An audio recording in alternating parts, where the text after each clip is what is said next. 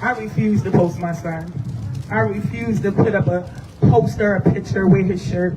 My son was a trap boy. And I used to go to the drug blocks and shut it down. I used to chase him up and down the street. That life, I said, the streets don't love you, son, I do.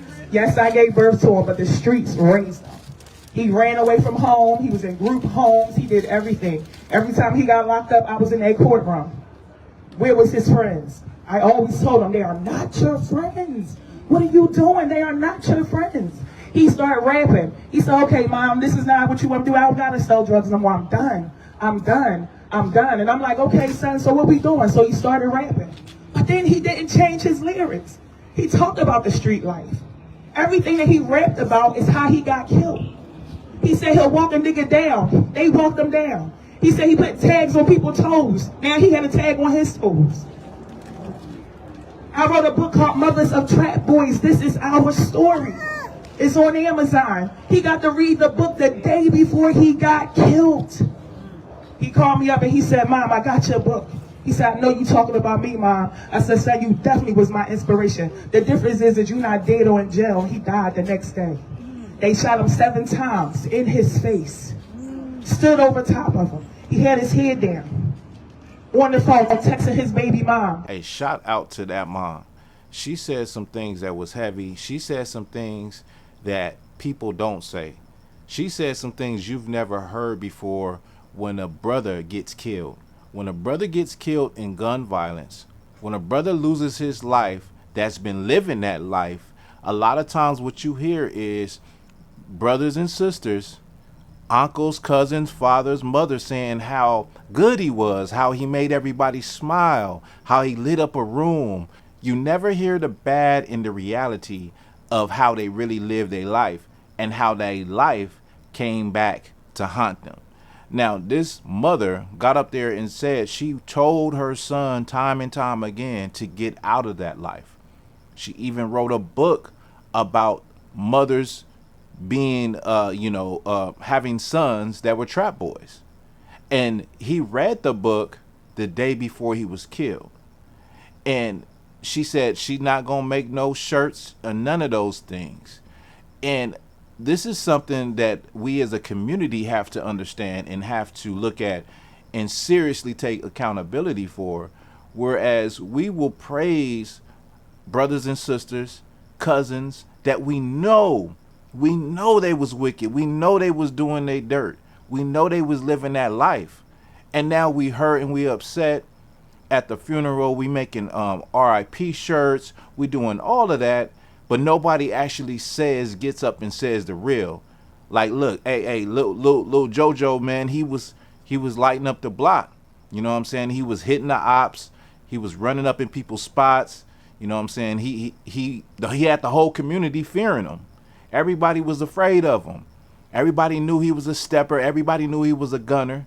Nobody gets up and says that. Nobody gets up and says the truth. Nobody is given the reality lesson that needs to be given during these tragic moments. That lesson is that if you're going to live this way, then expect to go out this way. Don't expect for people to feel sorry for you.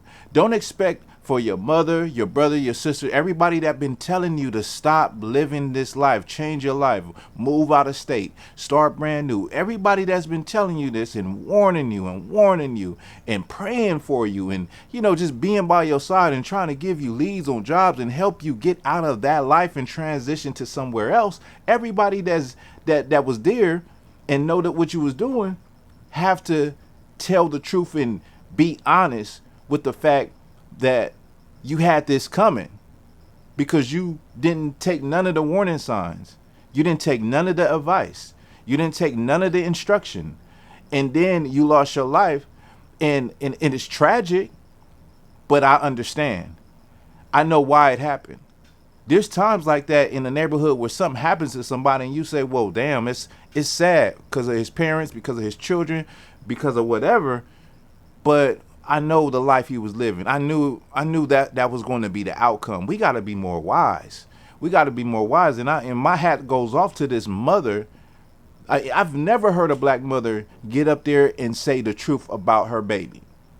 You get up there and say how good he was as a son, and he loved to play pinball, and he loved to do this, and he was a comedian and all of that, and never tell the truth, but like that he was a little wicked nigga. He was a gremlin. He was your worst nightmare if you caught him late night in the neighborhood. He had a name in the streets. He had a reputation. And so that's what I see with black people. We don't take accountability for the things that, we know that it's wrong. And it didn't happen to so many of us that we have all of these examples, and we're not learning from our examples that we see every day in every hood across America. This is something I'm making this video because somebody needs to hear this. I love my people, but love is also correction and showing your people like you wrong. This is not about anything else but what was in that video with that clip with that mother saying, listen, I'm not making no shirt for my son. He was living that life. I told him to get out that life. I told him his friends wasn't his friends. I warned him. I wrote a book about it. He read the book, and then he passed away the next day. The next day. You know what I mean? And so I appreciate the honesty from a black mother, from a black woman about her son. I appreciate that. And I feel like other black people, we need to step back, look at reality, and we need to check ourselves and be honest with ourselves and be honest with our loved ones that we know is about that life. Be honest with them and tell them, listen, you getting too old for this. You done survived a long time, especially you older brothers. You done survived a long time in these streets doing what you do. It ain't what you think is gonna be happily ever after. You think you're gonna ride into the sunset? You think it is a good ending for selling drugs? You think it's a good ending for that street life? There's some happily ever after? No, you're gonna have to change the people that's around you, change your ways, even if you gotta move away and start brand new and start fresh with a new mindset. That's the only way that it's gonna end well with you. So let me know what you think about this video. Give me your thoughts and your opinions. Listen, the blacker the berry, the sweeter the truth, the deeper the roots. You already know what this is. This is Black Authentic Truth.